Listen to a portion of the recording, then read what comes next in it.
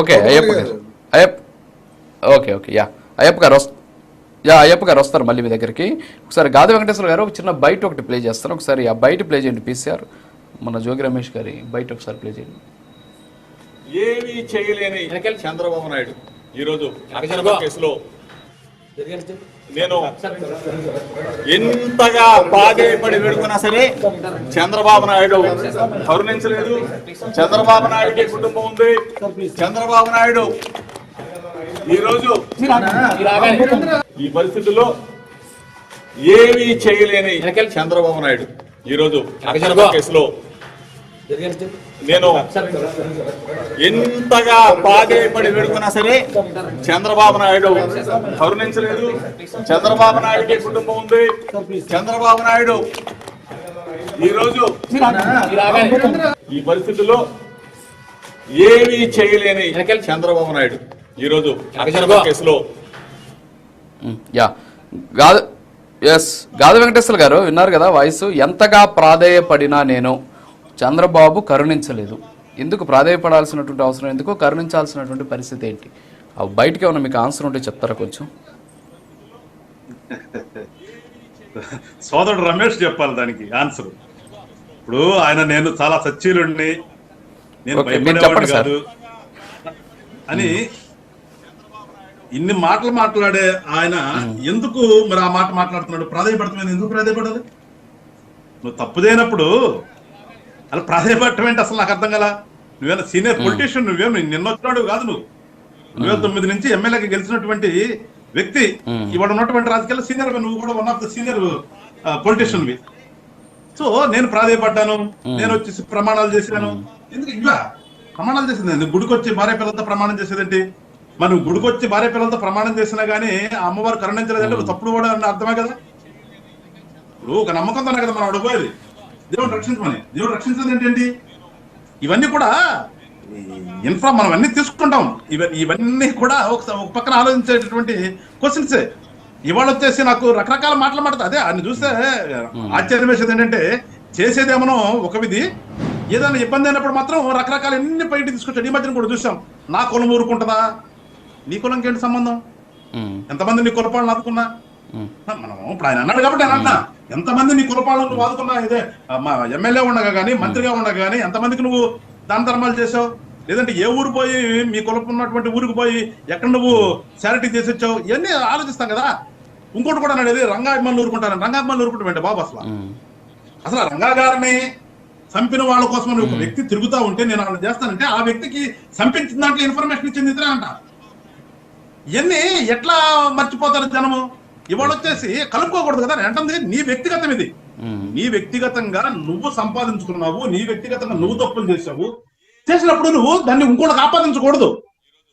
ఎవరైనా సరే, నేనైనా నువ్వైనా మీరైనా ఇంకోటి ఏమైనా కానీ మీరు నిజంగా సమాజం కోసమే బతుకుతూ అన్ని వదిలేసేసి ఒక సాధువులాగా సమాజమైన దేవాలయం, సమాజమైన ప్రజలు అని చెప్పేసి ఏమైనా వస్తే అనుకోవచ్చు. అరే నిన్నగాక మనం చూస్తే నీ కొడుకు, నీ బంధువులు, నీ తమ్ముడు వీళ్ళందరూ కలిసి సిఐడికి సంబంధించినటువంటి స్థలాన్ని రిజిస్టర్ చేయించుకున్నావు. సిఐడి వాళ్ళు సీజ్ చేసి పెట్టినటువంటి స్థలాన్ని రిజిస్టర్ చేయించుకున్నటువంటి ఘనత ఇది. ఇవన్నీ ఉన్నాయి కదండి. నేను అందుకు అంది ఫ్లాష్ బ్యాక్ ఏంటి? ఒకసారి ఫ్లాష్ బ్యాక్ లోకి వెళ్తే ఎంత కూడా నేర చరిత్రే కదా. నేర చరిత్ర ఉన్నప్పుడు ఇవాళ వచ్చేసి సచ్చినులాగా మాట్లాడకూడదంటే నేను అదే ధైర్యంతో ఎదుర్కోవాలి. అదే ధైర్యంతో మళ్ళీ మీరు కోర్టు ఫేస్ చేసి రాండి. కోర్టులో ఎక్కువ ఇచ్చిందనుకోండి, ఆ రోజు మాట్లాడండి అన్ని. ఎస్ నేను ఆ రోజు చెప్పాను, నేను తప్పు చేయలేదు ఇవాళ అవి. కానీ ఇవాళ అసలు ముందు ఇనిషియల్ స్టేజ్ లోనే వాళ్ళ మీద ఆపాదించడం, వీళ్ళ మీద ఆపాదించడం, నా కులాలు ఉన్నాయి, నా మతాలు ఉన్నాయి, నాకు సంబంధించిన వాళ్ళు ఉన్నారు, ఇది కాదు కదా అంటాను నేను. ఇవన్నీ కాదు కదా. మన బ్రాడప్ ఏంటి? మనం ఎక్కడి నుంచి ఏ స్టేజ్ నుంచి ఏ స్టేజ్కి వచ్చాం, ఆ స్టేజ్ లో మనం అన్ని కూడా నిజంగా ప్రజల కోసమే చేసామా? ప్రజల కోసం చేస్తే ఇన్ని కోట్ల అసలు ఏడ నుంచి వచ్చినాయి? ఇవన్నీ కూడా చూస్తారు కదండి ప్రజలు గమనించరా? ఇవన్నీ వదిలిపెట్టేసి అంటుంది అదే ఏంటంటే రాజకీయాల్లోకి మనం ప్రజాసేవ చేద్దామని వచ్చినప్పుడు ఆ రకంగా ఉంటున్నామా ఒకసారి అనలైజ్ చేసుకోవాలి ప్రతి ఒక్కళ్ళు కూడా, ఇన్క్లూడింగ్ మీ. అది వదిలిపెట్టేసి వాళ్ళ రాజకీయాల్లోకి రావటం సంపాదించుకుంటాం కోసమే. రాజకీయాల్లోకి వస్తుంటే మనం అధికారం చెలాయిద్దాము, మనకు నచ్చడానికి కొడదాము, చంపేద్దాము, తిడదాము, వీటి కోసం వస్తున్నారు. ఇది బ్యాడ్ కదా అని నేను అంటుంది. ఇది మేము కోరుకుంటుంది ఇది పోవాలి. ఇది రాజకీయంగానే పార్టీ క్రిటిసైజ్ చేసుకుందాం. మీ పాలసీ కరెక్ట్ గా లేకపోతే నేను క్రిటిసైజ్ చేస్తా, మా పాలసీ లేకపోతే రమేష్ గారు క్రిటిసైజ్ చేయాలి. అరే వదిలేసేసి అసలు రమేష్ గాంధీ తన్నుకుంటాం ఏంటి? ఎందుకు వస్తుంది? ఎక్కడికి పోతున్నాం మనం? అంటే మనం నిజంగా రాజకీయ నాయకులు రౌడీలు మనం ఈ పని ఎవరు చేస్తారు? రౌడీలు అయితే చేస్తారు ఒకళ్ళొకళ్ళు వ్యక్తిగతంగా. రాజకీయ నాయకుడు ఎప్పుడు చేయడు, పాలసీ పరంగానే ఉంటది. ఎదురు పడినప్పుడు మళ్ళీ ఇద్దరం కూడా ఆలింగనం చేసుకుంటాం, అంత ప్రేమగా ఉండాలి. ఎందుకంటే మనం వచ్చింది ఇద్దరం కూడా ప్రజాసేవ చేయటం కాబట్టి, పార్టీలో ఉన్న కూడా అదే కాబట్టి. అసలు అది పోయింది, అది అవును, అది నేను బాధపడుతుంది. ప్రజాస్వామ్యంలో ఇది పోయి ఎట్లా చూడండి, ఎటు పోతున్నాం మనం, ఎటు నుంచి ఎటు వెళ్తున్నాం? ఇవి పోవాలి, ప్రజలు కూడా అర్థం చేసుకోవాలి. నేను కోరుతున్నదే, మీరు కూడా ప్రజలు కూడా ఒక్కసారి మీరు ఓటేసే ముందు అసలు ఆ నాయకుడు లక్షణం తెలుసుకోండి, ముందు ఆ పార్టీ యొక్క సిద్ధాంతాలు తెలుసుకోండి. ఆ రకంగా వెళ్తే ఇలాంటివి పోతాయి. ప్రజల కోసమే రాజకీయ నాయకులు ఉంటారు. గతంలో రాజకీయ నాయకులు చూడతారు మనం, గతంలో రాజకీయ నాయకులకి ఇవాళ కూడా వర్ధంతులు జయంతులు ఎందుకు చేస్తున్నాం? వాళ్ళ మీద ప్రజలకు ఉన్న ప్రేమ.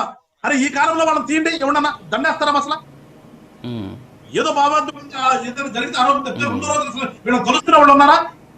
అంటే నేను కోరుకునేది ఏంటంటే రాజకీయ నాయకులు గతంలో తలుసుకోవాలి. మన ఫ్యూచర్ లో వాళ్ళు మనల్ని కూడా తెలుసుకోవాలన్నట్టు ఉండాలి. ఫలానా వాళ్ళ టైంలో ఇట్లా జరిగింది, ఫలానా వ్యక్తి మంచి చేశాడు అనేది ఉండాలి చెప్తే, అరే మనం ఏ రకంగా ఎగ్జాంపుల్ ఇవ్వదలుచుకున్నాం? ఎగ్జాంపుల్ ఇద్దామా? ప్రజా సేవ ఎగ్జాంపుల్ ఇద్దామా? ఓకే, ఎస్, మళ్ళీ వస్తాను మీ దగ్గరికి. టైం అవుతుంది. Yes, okay sir. Yes Karumanchi Ramesh garu react అవ్వడు sir. గాది వెంకటేశ్వర గారు మాట్లాడారు కదా, సో వారి వర్షన్. ఇందాక టీడీపీ అధికార ప్రతినిధి శరత్ చంద్ర అన్న గారు మాట్లాడుతూ సొంత నియోజకవర్గంలో పోటీ చేస్తే ఓడిపోయి పెడను వెళ్ళారని చెప్పి జోగి రమేష్ గారి గురించి మాట్లాడటం జరిగింది. చంద్రబాబు నాయుడు గారు అదే చంద్రగిరి నియోజకవర్గం, పాపం ఆయన సొంత నియోజకవర్గం, ఆయన పుట్టిన ఊరు నారావారిపల్లె. అన్నకు తెలుసో తెలీదో మరి, ఆ నారావారిపల్లె ఉన్న నియోజకవర్గం చంద్రగిరి నియోజకవర్గం. ఆ చంద్రగిరి నియోజకవర్గంలో ఆయన పోటీ చేసి ఓడిపోయిన తర్వాత కుప్పం వెళ్ళిపోయి అక్కడ గత 6-7 సార్లుగా నెగ్గుతున్న విషయం అన్న కూడా తెలుసుకోవాలి. సొంత నియోజకవర్గంలో పోటీ చేసి గెలవలేని పరిస్థితి చంద్రబాబు నాయుడు గారిది అనేది కూడా ఆయన తెలుసుకోవాలి. అలాగే జోగి రమేష్ గారు 100,000 కోట్లు ఎలా సంపాదించారు అని చెప్పి శరత్చంద్ర అన్న గారు అడగడం జరిగింది. మరి 2 ఎకరాలు ఉన్న చంద్రబాబు నాయుడు గారు ఈ రోజున 5-6 లక్షల కోట్ల రూపాయల ఆస్తులు సంపాదించారు అనేది అసలు భారతదేశంలోనే రిచెస్ట్ సీఎంగా ఈ రోజున పేరు పొందారు అనేది శరత్చంద్ర అన్న గారు తెలుసుకోవాలి. మరి ఆయన ఎలా సంపాదించారు? భారతదేశంలోనే రిచెస్ట్ సీఎంగా ఆయన ఏమి ఇది చేసి రేపు చెప్పొచ్చు మీరు, హెరిటేజ్ ఫుడ్స్ ఉన్నాయి, లేకపోతే అది ఉన్నాయి, పాలు ఇవి అమ్మితేనే ఇన్ని 100,000 కోట్ల రూపాయలు సంపాదించేసేటట్టయితే ఆ కిటికేంటో చంద్రబాబు నాయుడు గారు ప్రజలందరికీ నేర్పితే ఈ రోజున డైరీ ఫార్మ్స్ పెట్టుకున్న వాళ్ళు కానీ, లేకపోతే పాలు పెరుగు అమ్ముతున్న వాళ్ళు కానీ, వాళ్ళందరూ కూడా 100,000 కోట్ల రూపాయలు సంపాదించుకునే విధంగా పారిశ్రామికవేత్తలుగా చంద్రబాబు నాయుడు గారి లాగా తయారవుతారని చెప్పి నేను శరత్చంద్రను అడుగుతున్నాను. అలాగే పెద్దలు గాదే వెంకటేశ్వర గారు చెప్పారు. ఆయన చెబుతూ ఈ రోజున రాజకీయాల్లో మనం కక్ష సాధింపు రాజకీయాలు ఎక్కువైపోయినాయి, ఒకళ్ళొకళ్ళు అసలు మాట్లాడుకోలేని పరిస్థితులు, పాలసీ పరంగా మాట్లాడాలి అని చెప్పి ఆయన చెప్పడం జరిగింది. సార్, ఇటువంటి రాజకీయాలు ఈ రాష్ట్రంలోకి తీసుకొచ్చిందే తెలుగుదేశం పార్టీ. వ్యక్తిత్వ హననం అనేది మొట్టమొదట స్టార్ట్ చేసింది తెలుగుదేశం పార్టీ. మీ నాయకుడు పవన్ కళ్యాణ్ గారు స్వయంగా నా తల్లిని అవమానించారు, అలాగే నన్ను గుండు కొట్టించకపోయినా కొట్టించారు అని చెప్పి ఇష్టం వచ్చినట్లుగా ప్రచారం చేసింది తెలుగుదేశం పార్టీ అని చెప్పి ఎన్ని సభలలో మాట్లాడారో మీ అందరికీ తెలుసు. అలాగే రాజ్యసభ సీటు నేను అడగకపోయినా అడిగినట్లుగా చంద్రబాబు నాయుడు గారు నేను కూర్చుని మాత్రమే మాట్లాడుకున్నాం, వేరే ఎవరూ లేరు. కానీ రెండో రోజు చూసేటప్పటికి పచ్చ మీడియాలో, ఈనాడు, ఆంధ్రజ్యోతి పత్రికల్లో నేను రాజ్యసభ సీటు అడిగినట్లుగా ఆ పేపర్లో వచ్చింది. ఇద్దరు మనుషులు లోపల కూర్చొని మాట్లాడుకున్నది బయటకు ఎలా తెలిసింది అని చెప్పి బాధపడిన సందర్భాలు కూడా పవన్ కళ్యాణ్ గారు చెప్పిన సందర్భాలు ఉన్నాయి. అటువంటి మాటలు మాట్లాడిన